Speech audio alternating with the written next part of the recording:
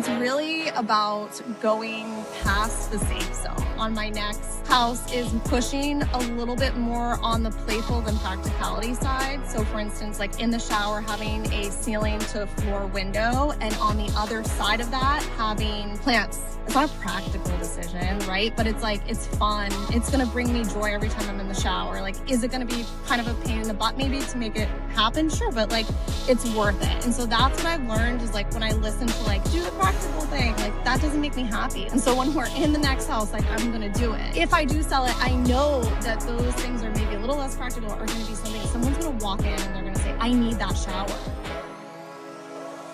Pull up a chair. You're sitting at the table with Powerhouse Women, the podcast where bold women in business come to connect, collaborate, and build something bigger than themselves. We always say, if you're fortunate to have a seat at the table, pull up 3 more. That's exactly what we're doing here. This isn't just a conversation, it's a movement. We're creating space at the table for conversations that matter. The ones that challenge you, push you, and remind you that you do not have to do this alone. Every episode, we're talking growth, success, and the real, unfiltered truths of entrepreneurship. No gatekeeping, no fluff, just the perspective and community that you need to thrive. So, if you're ready to surround yourself with women who get it, you're in the right place, and there is already a seat with your name on it. What's up, Powerhouses? Welcome back to At the Table. Today we're pulling up a chair for Lindsay Leitheiser, an interior designer based in LA, but she can help you anywhere. And Lindsay designs homes that feel collected, not copied, which is super important and kind of where I'm going to start this whole conversation today as well. You also design for value and not just aesthetics. So you kind of help people look at that sequential order, because when you don't know, that sneaks up on you. I've been bitten in the butt a few times that way. I found her on Instagram earlier this year, and we just really resonated. I love how you talk to your audience and how you make things simplified, but still like high level. Lindsay, welcome to the table. And I'm so excited to be here and grateful to be talking today about how to really capture personal style and add value to the home, which I know you understand very well. So excited to be chatting today. Amazing. I'm super excited. That really resonated for me. And I saw it on your website too. Something that I've talked about forever is how your home, any environment that you're in, but your home being one of the major ones, is a direct reflection of like what phase of life that you're in.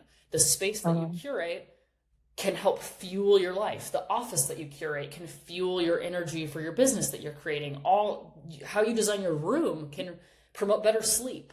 And I love that that is something that you directly talk about as well, about how aligning that intentionally and with clarity doesn't just look beautiful, but it actually feels effortless and supports the life that you're building.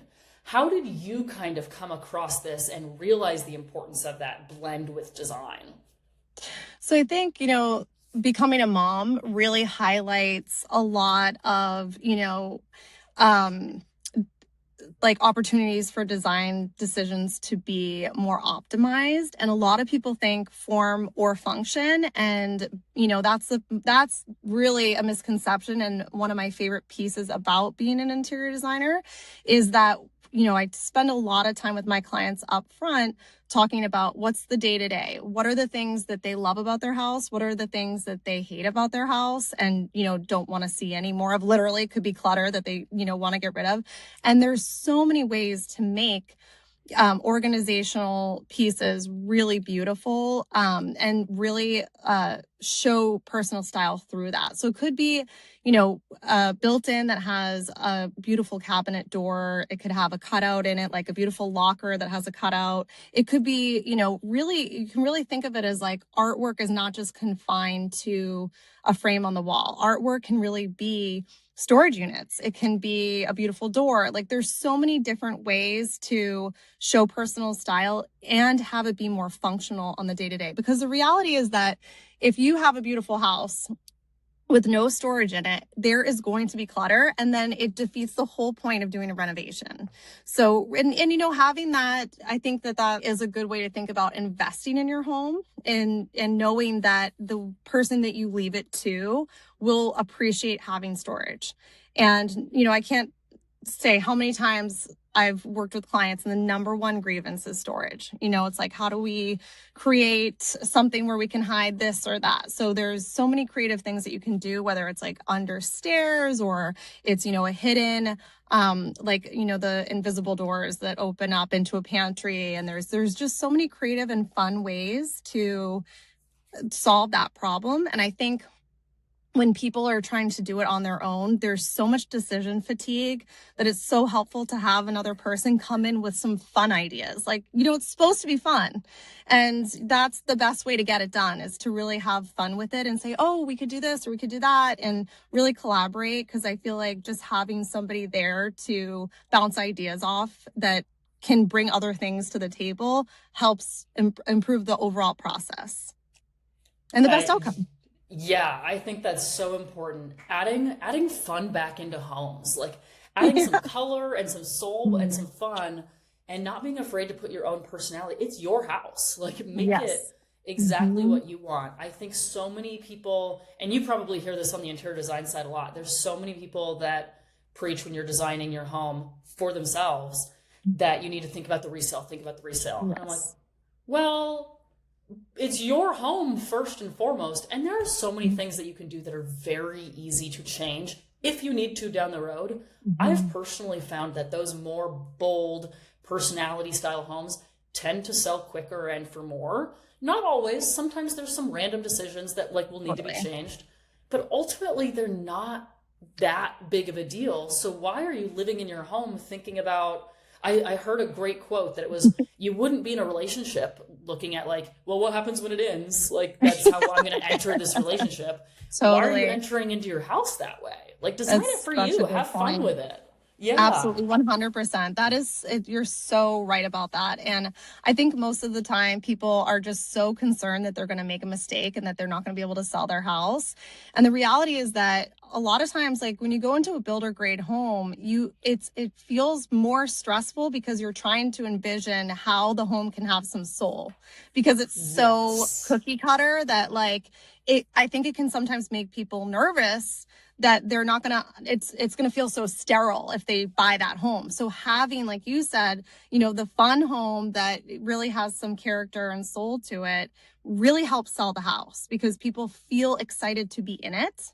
And so that's where, and I think people get overwhelmed because they don't know how to have a cohesive color palette, or they don't know how to do it in a way that still reads, neutral, in a sense that it's not going to offend anybody, right? That's where an interior designer helps to come in to say, this is timeless. Maybe we veer away from the chartreuse green. Let's go towards, a dusty palette and maybe some sage green. So there's ways to do it if it's not your forever home, in a way where it will actually help the resale. And the other thing too is, if you think about, and especially here in Los Angeles, where there's now, we had the fires, and now there's so many, there's so many houses that are builder grade that are about to pop up. So when you're looking for a home, the ones that really stand out, to your point, are the ones that are not builder grade, because you're like, okay, this is really turnkey. When I can, move in, and it has some wallpaper on the powder room walls, it has some character.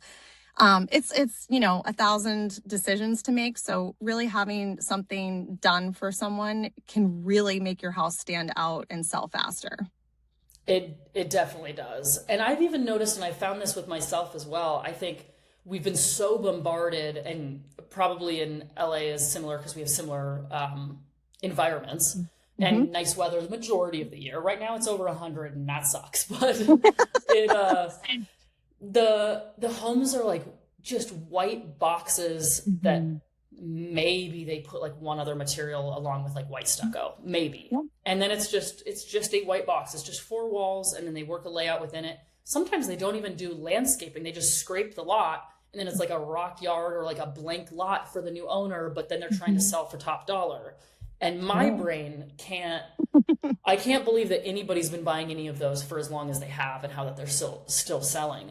But I am convinced that it's all these definitely mass-produced homes that they're just cutting corners anywhere that they can, and they've kind of packaged it as the all-white drywall everywhere, and all the basic, not even a backsplash anymore or anything, not even appliance packages.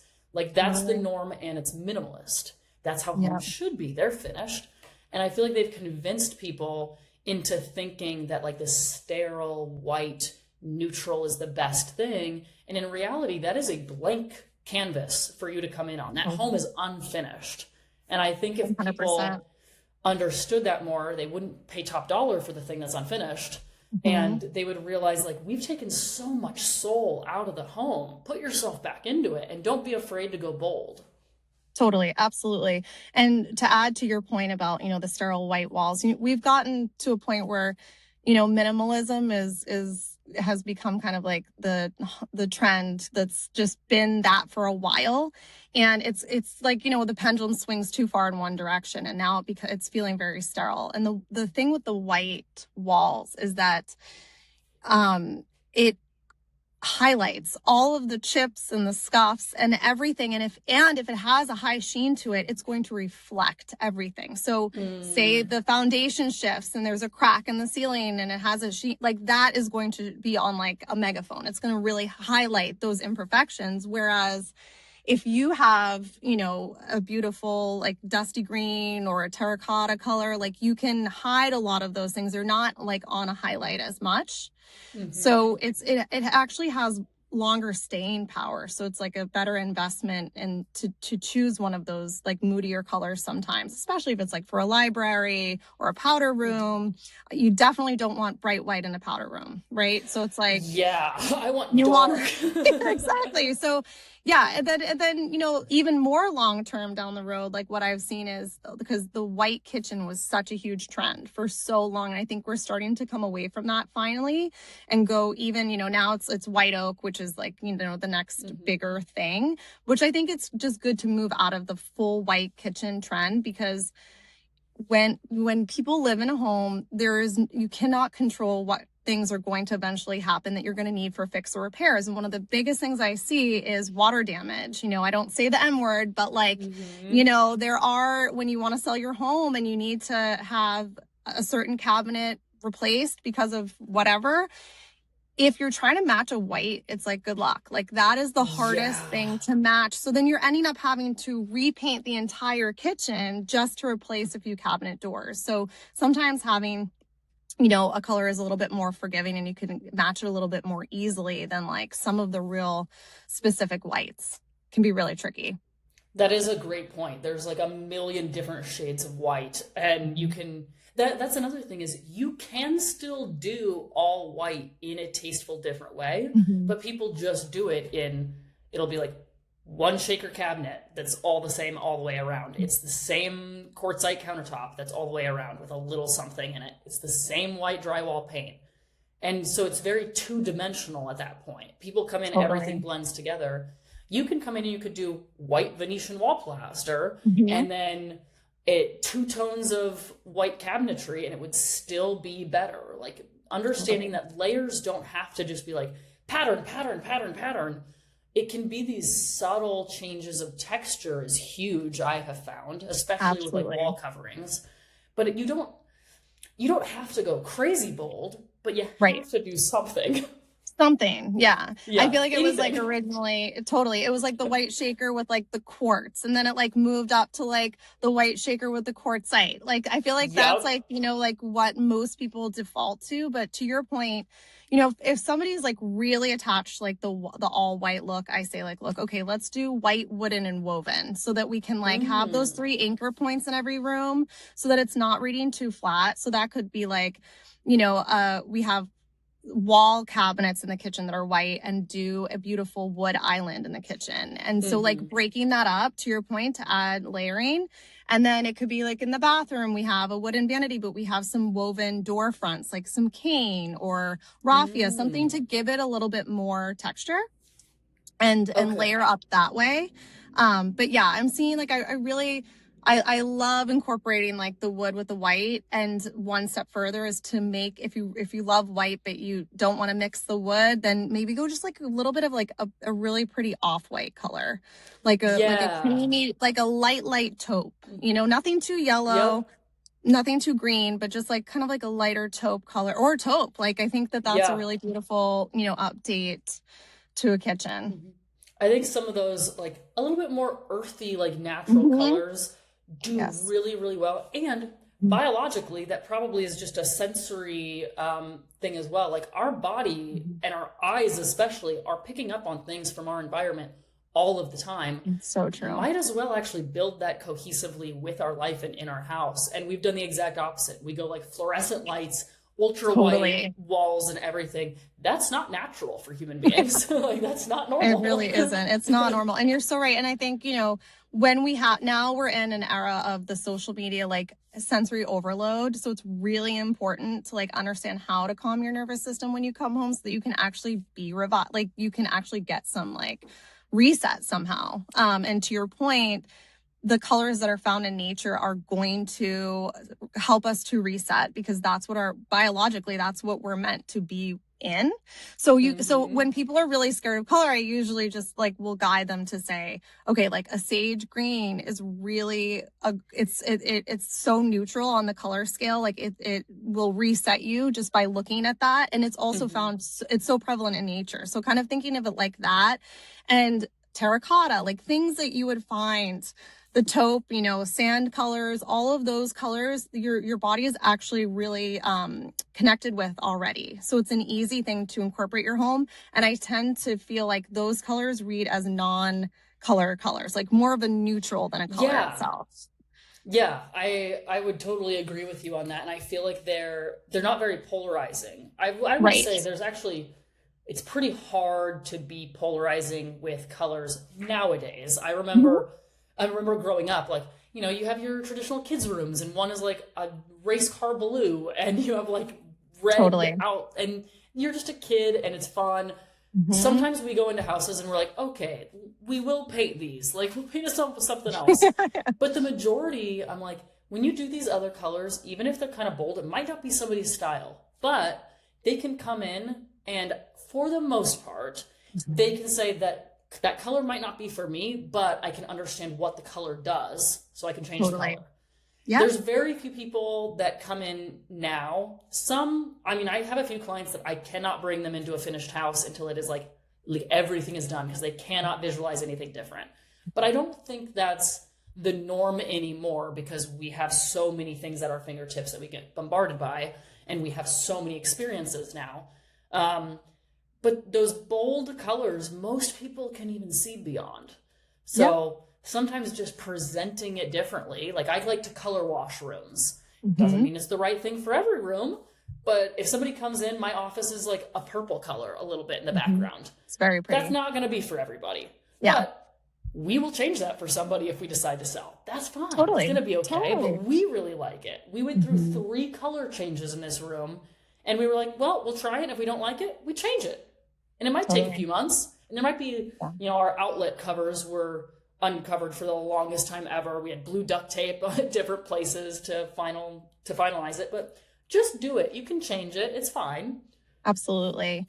And that's the thing is, you know, and that's one way when I talk so upfront, talking to clients about the budget, you know, and making sure that we're investing in like the things that cost the most money to invest in, those we can sometimes then go more neutral, and then we can have the fun things be the things that are less permanent. So the wall color, that's like you said, it's easy to change the paint. It's easy to change the wallpaper. So we can have a little bit more fun and go a little bit more extravagant there as far as color depth.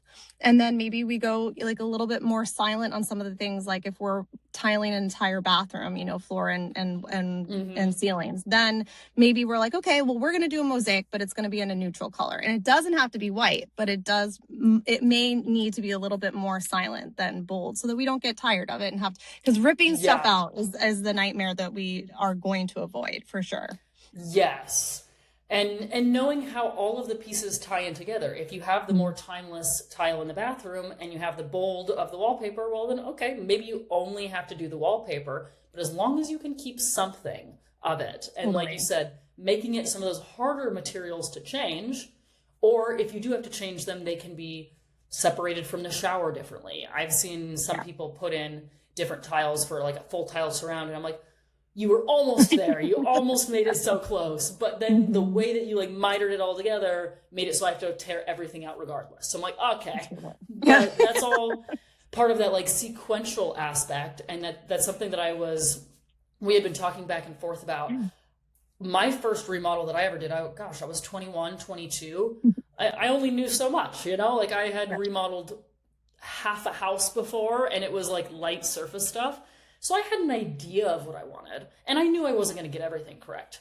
But the sequence in which things needed to be decided, that I didn't understand yet. And so there were some decisions that I made early on that I was like, oh, now that the drywall is in, I actually can't have that light fixture or that thing that I wanted. Right. Now I have to rechange that. And so sometimes there would be change orders, or I would just have to like return an item and get it back. Some of those things are really hard, and every state can be different too. It can be very hard to understand. That's something that you build into like your consultation and your packages for people. What is probably the biggest thing with sequence that has derailed projects in your experience? So it's a great question. And you already, started to touch on it. Is the things that derail the most are not committing to certain things on the timeline that matters. We can still work around it, but, educating the client up front is the most important part of the process, talking about sequence, so that they understand like, okay, if we can't commit to a furniture plan, then we can't commit to the lighting plan, and then we can't commit to where things are going to get hardwired in the wall. And we need to do that in order to get before the drywall goes in, because tearing open at the end, it never looks the same, right? It's like, first of all, it's going to cost more money, but then also, especially if for certain walls, like if you have a plaster wall and you're ripping that open and then you have to patch the plaster, you're going to see it. Like it may be the subtlest of lines, but like knowing it's there, it's always like a constant nag in the back of your mind. So it's not the end of the world. Sometimes we have to do it, but like we really want to avoid that if we can. So it's a whole thing and it's stressful. That's those little kinds of things where you have to decide, do I want to see that seam? Like, even if it's ever so slightly there, or do I want to just live with something that I don't love, like a light fixture, because I don't want to tear open the wall? And that, I think, if we can avoid that, that's what really eliminates a big part of stress in the renovation process, is just knowing, okay, we thought this through. We romanced it all the way to the end. Like, if we put this here, what does that mean for the, and that goes with like decisions. Sometimes clients have a really strong vision of what they want, and it's just about guiding, like, okay, if we want this, then that means X, Y, and Z will be this way, and talking that through in the beginning so that we don't get to the end and they say, oh wait, I thought I was going to have this too, and it's like, well, we can't do that now because we had this. So having those conversations up front so that they really feel that they have the power to choose, because I think that's the main piece of it.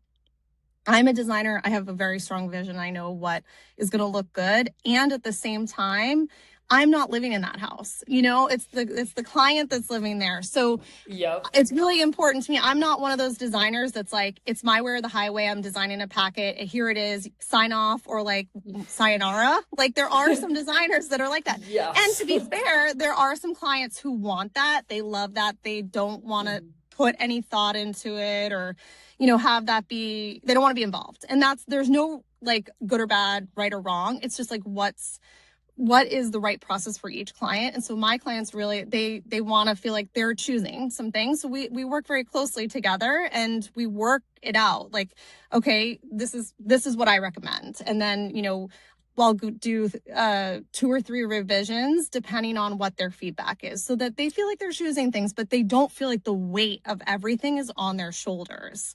Because that's really what's hard, especially if you've never done it before. You don't know, what's going to look good together. You look at 2 little samples and you think it's going to look exactly like that, but you don't realize what the variation is going to be. You haven't looked at it in the light with the paint. Like, there's so many little things that have to come together at the same time. So having a designer really helps take that, monumentous task of understanding the big picture, or envisioning the big picture with each decision.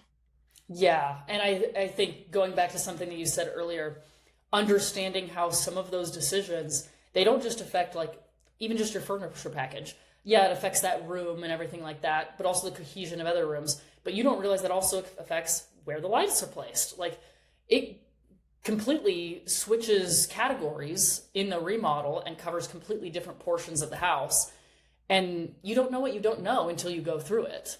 Totally. 100%. One aspect with clients, because I've learned I've learned what I like through doing it myself on many different homes and moving many different times to try different designs in what I wanted in that phase of life. Every house has been very different designs. I've learned and tweaked things from the last house to take to the next house, and I'll continue to do that without living in it and experiencing it. How are people finding their style? Because right now, like we mentioned at the beginning, it is such like an epidemic of beigeness, I feel like. Totally. How do people know what to try other than a trend? I tell people to go to their closet. And if they can get there with me, I really try to get them to commit to picking a color story that matches their color season. Ooh, I like that. It's like, you know, because your house is your outfit, right? So it's like understanding how you're going to feel and look in your own home. So, you know, so that's why it's like there's no good or bad, right or wrong, but it's like so if somebody's wearing, you know, they're a soft summer, for example, and they're wearing like the more muted, like bluer tones, like I'm not going to install chartreuse green in their bathroom. Right? But there are color seasons where, you know, if that's their color, then like, you know, enjoy. Like if that's what they want to do, I try to encourage them so that they can at least understand. Like, and I think the biggest piece of it is high contrast versus low contrast. So, you know, in my house, everything is very low contrast. That's my color season it's a low contrast. So I'm not going to put a black and white checkered, you know, bathroom floor, but I have, you know, clients who that's what they love. And that's actually their color season. And so that high contrast is what makes them really happy. They look good in it. So it's like really understanding. And I think that's helpful for people who don't have a color story. There's some people who I'll say, show me your closet, and it'll be all like sage green, or like, you know, those like taupey type colors. And I'm like, okay, I get, this is what we have to do, you know? And then, you know, there's some people who love the blue and white story, and that's their whole vibe and that's their life. So it's really about understanding like what is true to them, because they're going to feel most at home when their favorite things resonate or in their house. They're going to resonate with their house more. And so, you know, I think when it comes to like an eclectic, like really figuring out, okay, if you had to wear one color for the rest of your life, like what would it be? Like those kinds of questions to really get to the bottom of like, you know, what do you love? So that you're avoiding like just the beige syndrome of like everything is just neutral because I can't decide what I like, if that makes sense. Yeah. Oh, I love that. I love the idea of starting with your closet. I just went through, one of my friends here is a personal stylist and like closet, whatever the term is, like curator almost. Yeah. And I had her come through right before I went to Europe, and we did like a whole rebrand that I was like, my closet is like 85% of the way there. But there are a few things that I either just don't know how to use or I'm not using correctly, and it's not me. And it was so helpful to have her come in and like really see it as a personal brand. But tying that into the real estate, now I'm looking at them like my closet and my house totally match. Like that makes so much sense. And it's such it's like an intimate part of how you express yourself. 100%. And how do you want to be seen, and how do you feel good being seen? And that should exactly be how you live in your own house. I love that. Okay, starting with the closet. That's awesome. And I take it, you know, I'm OCD, but I use my OCD for good. So I take it like to the 10th degree of like, show me your jewelry, right? Because it's like, and you go there. So, you know, one client really likes like the pearls and the pastels. So we can actually like take that as inspiration for sconces, and it informs our decisions on how we move forward with like, are we mixing metals? And you know, if somebody's only wearing platinum and silver, like they're probably a polished nickel person, you know. But like if somebody's got a bunch of like eclectic mixed metal jewelry, I know they're Kelly Wersler, like that is going to work for them. So we know kind of the direction to go in, and then we eliminate wasting a lot of time on like, there's 5,000 different finishes, like I don't know what to do. So like that overwhelm just kind of tamps down when we can kind of figure out what their true identity is and where they want to go. You know, same thing with prints of like, if somebody has, you know, just like ditzy floral prints and they don't have any bold, like graphic prints in their closet, like I'm not going to suggest that. I'm going to go with like the more feminine, soft, like Liberty print. Like Yeah. it really does, like, you can really get into it. Even so much as like, you know, like, does the person like, do they have any leather? If they have no leather, I'm not going to suggest it. But if they love leather, like, we can do a really cool leather sofa. And really, you really Ooh. can take it. You can really take it as far as you want to really feel like, you know, you're helping them to express their identity in their home, which is the whole point. I want more homes to be like a collection of whatever this person's experiences or wishes or dreams are. Like when I go into somebody's home, whether they're selling it or not, when I walk in and I'm like, oh, I now have like this snapshot of exactly who you are, how you live, the vibe that you're curating, like the essence of who you are lives in your home. I get to know that person better. Like I can connect with that person better. And I think they're so either in tune with themselves or comfortable being wrong and willing to take a chance that there's something about it. I'm really pulled to those types of people and those types of homes as well. I want to see more curated homes.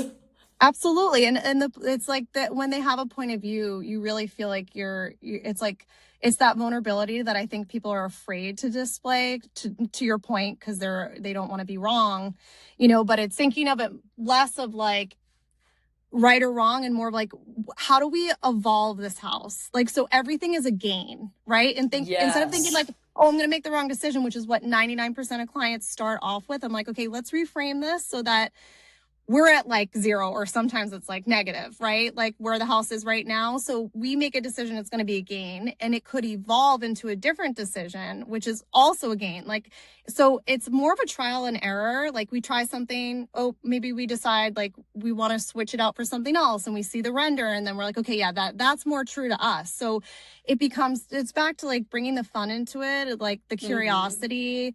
And like, I wonder what this would look like. And I think it's hard to do that when you're on your own because it's so personal, you know, like if you've never done it before, it's hard to kind of see yourself outside of yourself. So having somebody else come in and say, you know, when you're at the tile store, say, okay, up to this point, what's really resonated with you is the dusty blues, the dusty greens. I'm not gonna, you know, co-sign this like bright purple tile. Like, yes, it's pretty, but like this is not speaking to like who you have been this whole time.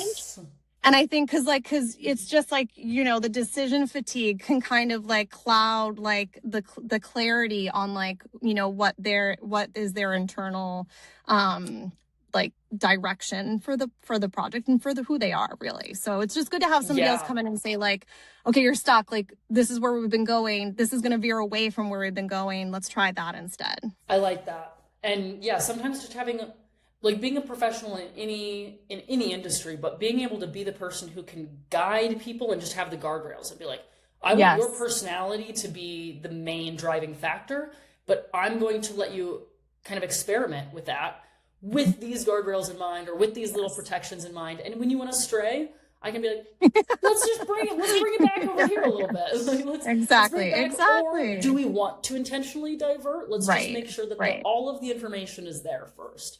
I love 100%. I love that that's how you approach it. Kind of going back to talking about the trends a little bit.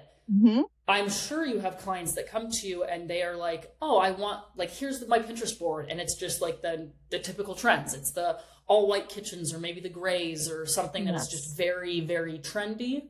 Mm-hmm. Do you have an approach when you have people like that to kind of make them dive in deeper into their personal style? Yes. And so what I will tell people to do is when we first start, think of 5 things that are really things that make you happy to see. So, and sometimes it's easier to think of it in terms of like when you go to someone else's house that you love, right? Because you may have just bought a flip and in the house that you just bought, there's nothing in it that you resonate with. So sometimes it's easier to think about someone else's home.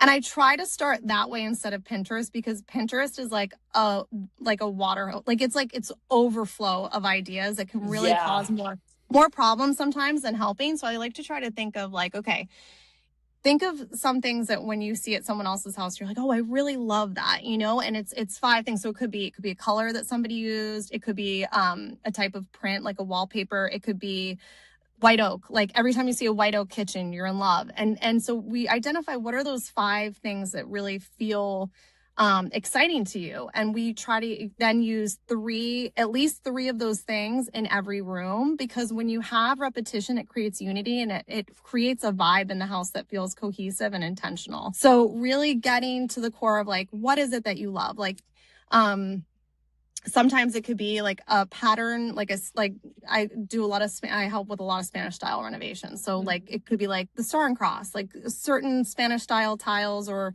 things that people really love. It could be a Delft tile. Like it could be something that then it's not the same tile that gets repeated, but maybe it's like in a different color and a different finish, like a different scale. So we change it up in each room, but we have a nod to that in every space so that we can kind of, you know, create that personal style in the home. I love that. And being able to create a flow in a home. Like you said, you have a little homage to things. Yes. But it's not the same carbon It's not the copy same everywhere. Yeah. Copy paste. Yeah. And it goes back to that whole thing of like, we want to try to, there's so much copy paste in the world right now in homes, because it's just like, especially like just, you know, trying to pump out in LA, people are trying to just get their house built as fast as possible, which is totally understandable. But you'd be surprised like how much just even having a designer come in when you're selecting materials with a builder, like can really impact how much you love your home.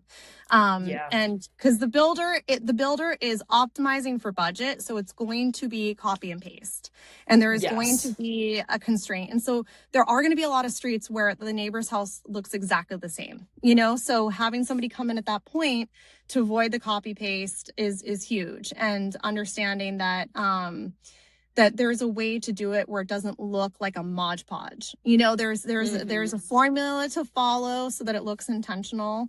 And and I would say, you know, there are the trends of like, you know, what's the safe play, and just thinking kind of about how much. It's always a balance of prioritizing. How do we can fill in some of those things, some of the holes with the safer things, but not having like them drive the car. Like they can sit in the back seat, but like we're not gonna put Taj Mahal in the kitchen and in every bathroom. Like, you know, like there's other quartzites that we can find, and we can, you know, have a little fun and really kind of, you know, make it different. I love that. When you are designing for yourself, where have you found that you either the thing that you prioritize or the thing that you know you're going to do differently, like on the next house, that is just who you are, that you've learned? So I would say it's really about going past the safe zone. So there are some things that like I've had in mind that I know I'd love, but like pushing myself to go a little bit further than what my comfort zone is, because, you know, and it goes back, and I'm no different. I always have the resale in mind, because if it were up to me, I'd move every 2 years on the dot. As soon as that tax is like cleared, like I'd go, you know, so like let's house hack our way through. But exactly. And so I think, you know, for me, I know on my next house is pushing a little bit more on the playful than practicality side. So for instance, having one thing I know I want to do that, you know, maybe controversial, is like in the shower, having a ceiling to floor window, and on the other side of that, having plants. So having it like a wall of plants. So you see that when you're in the shower. That's not something that I can like, and I think when I say like pushing outside of practicality, mean like it's not a practical decision, right? But it's like, it's fun. It's going to bring me joy every time I'm in the shower. Like, is it going to be kind of a pain in the butt maybe to make it happen? Sure. But like, it's worth it. And so that's what I've learned is like, when I listen to like, do the practical thing, like that doesn't make me happy. Like that's not. And so I have like a long list of things that I was like, oh, for the next house. And so when we're in the next house, like I'm going to do it, you know, I'm not going to say we'll do that for the next house. Like, and it goes back to what we were talking about earlier about how when houses are set apart, it's something that's like, you know, if I do sell it, I know that those things are maybe a little less practical, are going to be something someone's going to walk in and they're going to say, I need that shower. I need that shower with the full, you know, wall window with the plants on the other side. So you still have the privacy, but like, where else can I find that? I can't find that anywhere else. And so like understanding that, Now it's like, it's kind of like taking the guardrails off a little bit more than I would necessarily, even though I know I'm probably going to sell it. I don't think I'll ever have a forever home, just because like I just have too many ideas that I want to see come to life. And that's really the fun of it. It's like, there is a piece of it where, Brene Brown said, like, unused creativity is not benign. So it's like, that whole, I think when you suppress your creativity to make it sell, it doesn't feel good. You know what I mean? It's like you can make peace with it, but to really be able to say, I really want to like do something that seems outside of the box. And that's where I come in, because I know how to work with the contractor to say, this is what we want. Show me how to get it done. Let's work it through, which is like very intimidating for someone who's never even worked with a contractor. And every contractor works differently. So it's understanding like you don't have to do that process alone. You can have guidance in that. And then I think that would be my suggestion, is to go for what you really want. And sometimes Pinterest tears or not, there are some things that I'm like, this looks good in theory, but it's not going to look good when you put it in. It's, there's some there's AI, like there are things that just don't make sense that are out there right now. So it's not like everything I'm just like green stamping, but like things that you really love, like I would just say, just go for it more. And like you said, put the fun back into homes, And I think when you're going through homes, like you do feel, even something as simple as like from a regular standard window to a full one in the shower, it's almost a little novelty item, because it's not, even though it's not like crazy special, it is unique enough, and it just adds this little novelty of importance, and people feel that. Like all of those decisions that are made that are outside of just the standard regular thing, you feel it differently, especially when it's like indoor outdoor concepts. Something that I've also noticed is, I mean, so many clients, I'm working on breaking it down now, but so many clients are like, oh, when I come for my starter home, I need to have a 3-bed, 2-bath, because that's what everybody says I need to have. And I'm like, for resale. I'm like, but what are you going to do with the other rooms? Like maybe you'll have an office, but then they usually have at least one guest room, and the door stays closed and they never use that room. And I'm like, so why did we need the 3-bedroom? Or if you're going to, like, we have a 3-bedroom now, and one we built out into our whole office.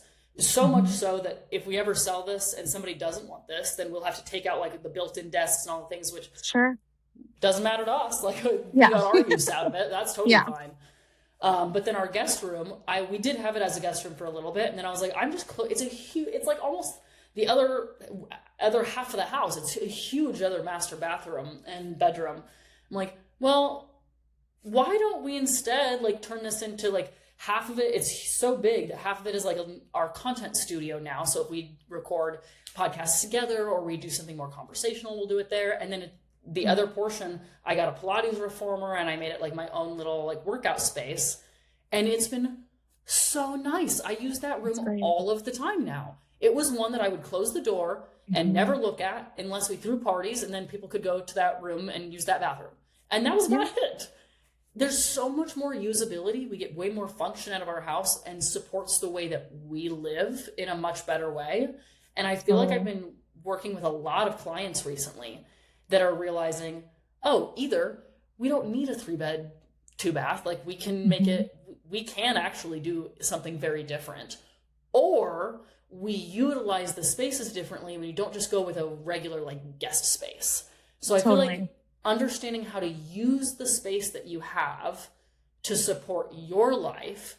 And it doesn't need to be just a regular guest room. It doesn't need to just be like a regular office. You can be creative with it. 100%. I'm seeing that a lot with my clients. There are 2 things that are popping up that I love. One is a media room, which is great because, it's so rare that couples want to watch the same shows, and then if you have a kid, it's a great to be able to have, even if it's a reading room and there's no TV in it.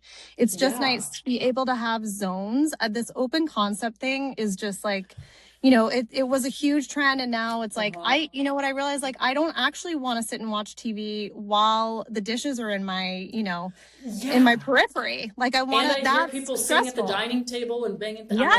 It's too much. It's too much. So I love your idea of like, repurposing it for your needs. So the other thing that I've seen pop up is, when we think of gyms and in the American like sense, they're very sterile and cold. It almost feels to me like going to like an office to work, like a 9 to 5, like you're going to work out in like an office building, it's so sterile. And now seeing like clients will take a bedroom and really that has a bathroom and turn that into a personal gym space. There's still some Peloton, vibe left over from the pandemic, but now what I'm seeing that is more prevalent is having a space that you can work out with and having like a home sauna, and that like, because the benefits of a sauna are so like well researched and it really affects your well-being. They say it can like decrease Alzheimer risk. Like, I don't know by how much, but like, I'll take it, anything. And like, then like really making that feel, like a warm place to work out, somewhere where and Zara Home, I think, has all these beautiful, or H&M Home, one of the two has these beautiful, like wooden weights that are so aesthetic. And like, why can't we have everything be, elevated instead of just thinking of, because I think when you think of like working out, like if you have that sterile office space in mind, it's not fun. Like I really have to like get motivated to go, versus having something in your home you can just go to where you feel like it's an extension of your personal style.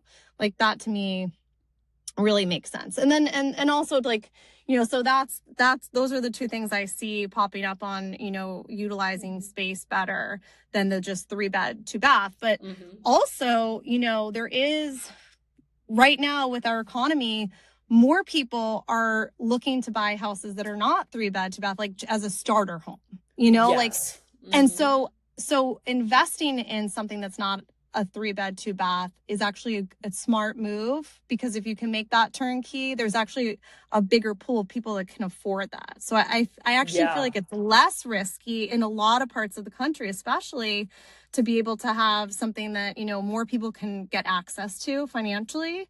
So, to that point, I totally agree. And having something that's, really special at a more accessible price point really stands out. Yes. And kind of like how we've been talking about before, if you put your own spin on it, like there are people that are living me and DeAndre talk about it all the time, where it's like, you're just a couple with dogs and you don't have any plans of having kids and you don't want to, you're going to run a business out of your house. You're going to want gym equipment. Like there are a lot of people that are like that, at least for a phase of life. If not, a lot of people are choosing that now. Yeah, and absolutely. That's something for the area that we keep inching towards. Every house is getting bigger and bigger and bigger. And we're like, good Lord, like we're never going to be able to buy a house and have it truly be turnkey, because we don't need 5 to 7 bedrooms. Like that's insane. Right. Yeah. So we'll either have to build our own house to fit ours, which would be like maybe a 3-bedroom at best, or like a 2-bedroom with a gym. Like being absolutely. able to realize like the world isn't this like standard thing, and that was pushed down our throats so much. And people don't live that way. And so you can market your home differently. Like if we ever sell this house, or when we do, whatever, we change our mind all the time. But if we decide to sell this house, we will market it for people that are similar to us first. And then if somebody likes it and comes in and they want us to take out the built-in office and all of these things, we'll absolutely do it. Totally. But there are plenty of people like us that are like, oh, this would be perfect. Like, I don't need the traditional 3-bed. This is amazing. Yeah, and absolutely. Leaning into that is not only a good financial decision, but can be way more fun. Absolutely. And I also think there was a huge push for like the new build and the bigger, like you're saying. And I just feel like it loses its soul. Like I'd much rather, if you needed a 3-bed 2-bath or bigger, like I'd much rather see somebody purchase a home and totally rehab it, because it feels more human sized. Like I don't know if you've ever like felt like some of these kitchens have just such high ceilings, and then you put the cabinets in and it looks like it was like misfit, because you know, anything over 10 feet just looks like disproportionately, like it doesn't look human size. And so it's kind of like wasted space, in my opinion, to do kitchen ceilings taller than that. to back to your point, I think, really thinking about the day-to-day and how you're going to feel and connectedness and, what are you going to be using the space for is, really key to having, a successful renovation and enjoy the home you're living in. Yeah. Speaking of how you could pinpoint like tall ceilings with kitchens, now I can remember a few houses I've been into recently where I'm like, something is off. And that was definitely what it was. Yeah. With that in mind, what are some other things that you go into with houses or see in designs that right away you're like, oh, if this would have been done differently, it would have made a difference? Number one thing is space planning is when people, and I think it's something in LA, but an example would be not thinking about the day to day. So if you're renovating an older home, a lot of times there are exterior doors on multiple walls in the house. Mm-hmm. But that takes away having, that access. It takes away from the space planning and the versatility of the space. So like having a door to the outside in a kitchen, like I'm 99% of the time going to rip that door out immediately. It's the first thing like I go to see is I'm like, is there a door in the kitchen? Like, let's get that out of here, because having that footprint, it just eats away at the usable space. But there are some like rules in people's minds that they think we can never get rid of a door. We can never get rid of a window. Like there are some rules from society that has been placed there that aren't necessarily true. And I'm all for light. I love like natural light. You can't beat it. But there are ways to work around that. You can put a skylight in there. You can put a window somewhere else, but having the square footage to be the most efficient for how you're going to use a space, there's nothing more important in my mind. And so that would be like the number one thing I would say that I see that people kind of cling to. And then it's always it's a kind of bit of a back and forth. And then at the end, they're like, oh, it makes such a difference. Like we can put a refrigerator here. It's like, it's like extra countertop space. Oh, now we can have an island instead of a peninsula. Like there's so many instances where it has such like a gigantic effect on how the end result is, and the versatility of the space. So I'd say that's the number one. Yeah, a huge difference. And then I would say, the material selection is really understanding I really do push my clients to spend on the more natural materials. I am not a fan of the man-made quartz. It's like that white countertop with the big gray streak. Like I would be happy to never see that again in my life, and yes. And it's rough. It's like, woo, and I think, people just immediately say, well, I can't afford marble, or it's not even necessarily that they can't afford to buy the marble, but they can't afford the upkeep, because it is such a soft, precious material. But there are ways to work around that. Like you can get tough skin and you can put like a sealer on top of it so that it is protected and it's not going to get stained or etched or anything like that. And there's different things that you can do to make sure that your investment is going to last versus, going kind of spreading everything thin. Like I'd rather spend a little deprioritize something else and put the money, like not all things are created equal.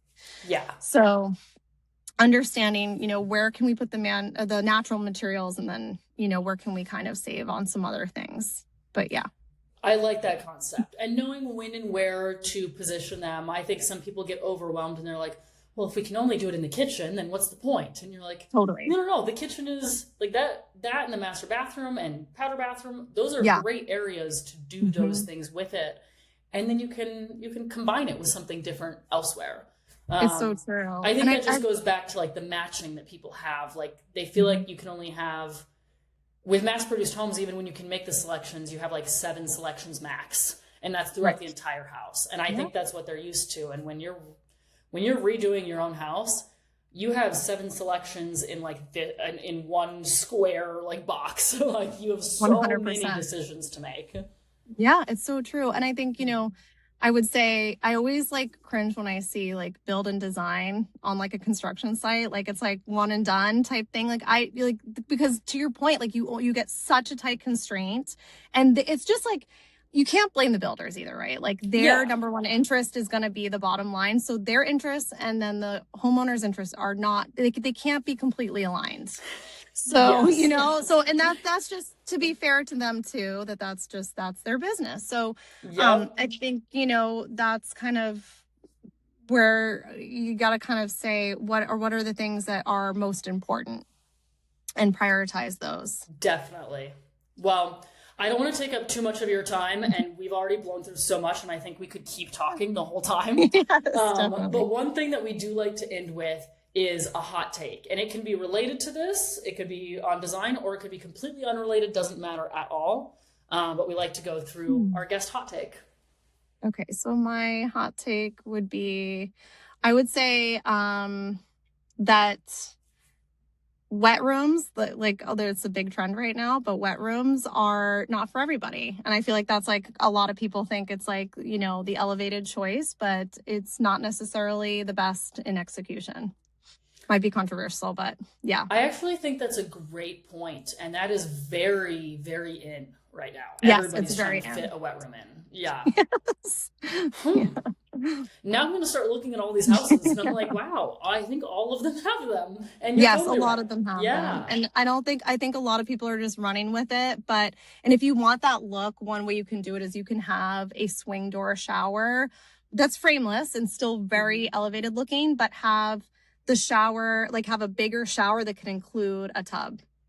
So that you can get like the wet room look without it being an actual wet room. Yes, I think that's a good point. I think there's a lot of designs that people do, and it's so close. It's almost there. But you need to realize how you live in the house too, how you're using the space. And there are little tweaks that you can make to make it perfect. Totally, absolutely. Awesome. My hot take is just going to dive in to kind of the point we've been making the entire time. I think this minimalism that people have been pushed on, or having minimalism pushed on them, is really just people being afraid of their own taste or being bold. Yeah, I think it's such a good takeaway. And it goes back to like bringing, the fun back into homes instead of being afraid. Yes. Go find your personal taste. Call Lindsay. She can help you. Absolutely. I will have all of her information in the show notes, and we will get you into a Power Hack class with our realtors as well, because I think that would be awesome. We'll do that after summer when everybody's back in town. Wonderful. But thank you so much for spending almost an hour with me already. And I can't wait to see what projects we do. I love it. Thank you so much. So great to chat with you. That's a wrap on this episode of At the Table with Powerhouse Women. Thanks for tuning in. If you loved today's conversation, be sure to like, subscribe, and leave a review. Your support helps us keep pulling up more seats at the table. Want to keep the conversation going? Join the movement at powerhousewomen.com/society. And connect with us on Instagram at Powerhouse Women. Until next time, keep showing up, keep building, and remember, there's always room at the table for you.